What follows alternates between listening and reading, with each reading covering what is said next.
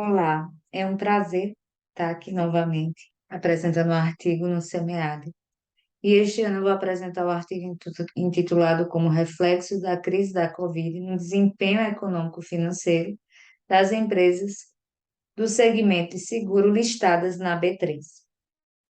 Esse trabalho ele foi fruto do TCC de Jean Antônio Fernandes. Eu fui orientadora dele nesse processo, me chamo Patrícia Lacerda, e a Tatiana Nadab é uma professora que ela veio acrescentar, né, mais conhecimento e trazer um artigo ainda melhor, mais robusto para o Congresso, junto a nós. Introduzindo, né, como nós todos sabemos, o ano de 2020, o mundo todo se deparou com essa nova pandemia, que foi a Covid-19, e o setor de seguros, como todos os setores, ele foi afetado pela pandemia, tá? Ele não foi diferente, foi afetado pela pandemia. Ele é um setor que tem início no Brasil em 1808, então ele é bastante antigo, apesar de que ele ainda é muito resiliente em relação à sua crescente no mercado, até os dias de hoje, tá? Ele continua crescendo, mas de uma forma mais gradativa em relação a outros setores. Então, entendendo que o setor ele tem uma representatividade e importância para a economia do Brasil. O objetivo desse estudo foi analisar, por meio de uma análise fundamentalista, os reflexos da crise da Covid no desempenho econômico-financeiro das empresas do setor de seguros da B3 em 2020. A revisão de literatura ela permeia sobre falar em relação ao que é o mercado de capital, né, que foi o nosso centro de população e amostra da pesquisa, né, que estudamos empresas de capital aberto. No segundo momento, falamos sobre o desempenho econômico-financeiro, né, o que é o desempenho econômico-financeiro, como ele pode ser mensurado. E no terceiro momento, a gente traz um pouco sobre o setor de seguros aqui no Brasil. Vou passar rapidamente sobre essa parte. Se vocês tiverem mais interesse, podem ir lá no artigo que tem tudo muito bem fundamentado, certo? Sobre o mercado de capitais, sobre o desempenho econômico-financeiro. No desempenho econômico-financeiro, eu só quero ressaltar aqui para vocês quais foram os índices escolhidos e utilizados na pesquisa, né? Em relação aos indicadores de mercado, foram analisados o preço-lucro, o dividendo yield, payout, preço por valor patrimonial por ação, retorno sobre o capital investido, preço da ação dividido pelo EBITDA por ação. Em relação aos indicadores financeiros, valor patrimonial por ação, lucro por ação, retorno sobre o patrimônio. Em relação ao setor de seguros, o que a gente observou que foi bem interessante é que tem poucos estudos na literatura que traz como foco o setor de seguros. Então, é um setor que ele tem carência de estudos, é um setor que ele é importante para o Brasil, ele tem uma representatividade importante, né? E que ele acaba sendo um setor que em outros países menos desenvolvidos que o Brasil tem uma representatividade maior no mercado de capitais do que o Brasil. Então, isso é um estudo interessante de fazer para entender o porquê, né?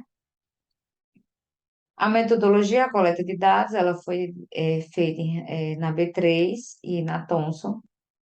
O período de tempo analisado foram os anos de 2018 a 2020, sendo que 2018 e 2019 foram selecionados para analisar qual a situação da empresa antes da pandemia da Covid e 2020, representando o início da pandemia. E foi feito todos os cálculos foram feitos pelo Excel. Em relação à população, a população da pesquisa, ela permeia por 6 empresas. Entretanto, a amostra da pesquisa se deu com 4 empresas, tá certo? Então, a amostra utilizada para a realização da pesquisa foi apenas a BB Seguridade, Sul América e Porto Seguro, fazendo mister ressaltar que o fator de exclusão das empresas, CIA Seguro e Consórcio Alfa, foi a liquidez extremamente baixa, que ocasiona em flutuações da cotação.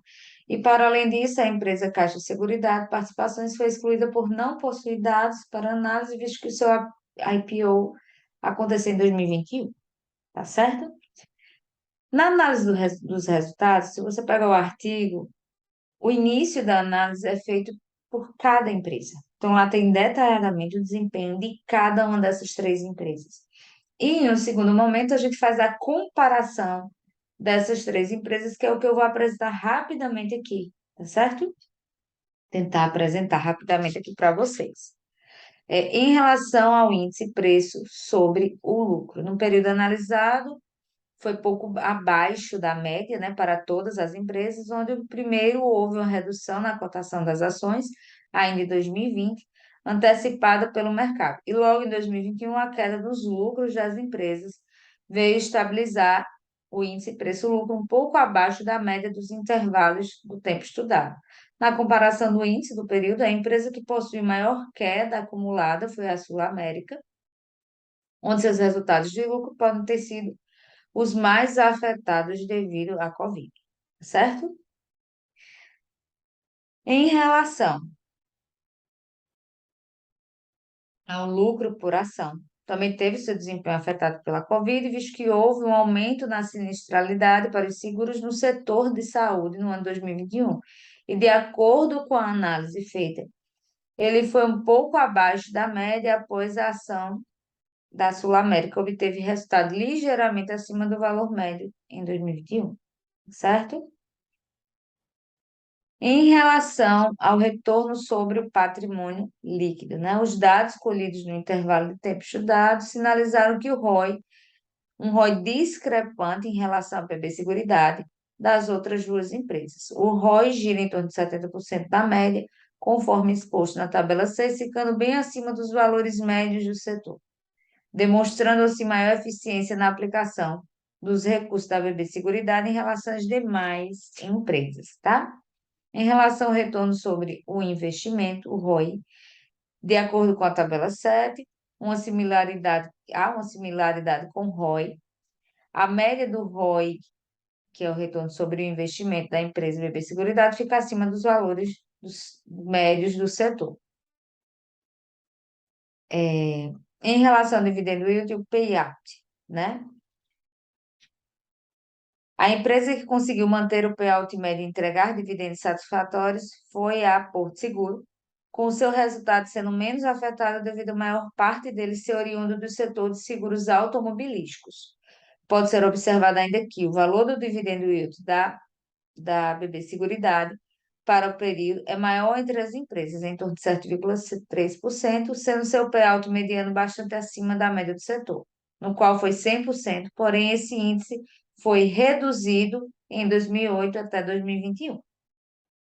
Em relação ao valor patrimonial da ação, manteve-se estável nas empresas, com destaque na Porto Seguro, pois o seu valor, reduzido em 2011 e 2021, foi apenas por um fator de bonificação de 100% no período. Além do destaque, as empresas se mantiveram próximas às suas médias do período analisado, não sinalizando uma oportunidade de compra ou venda de ações.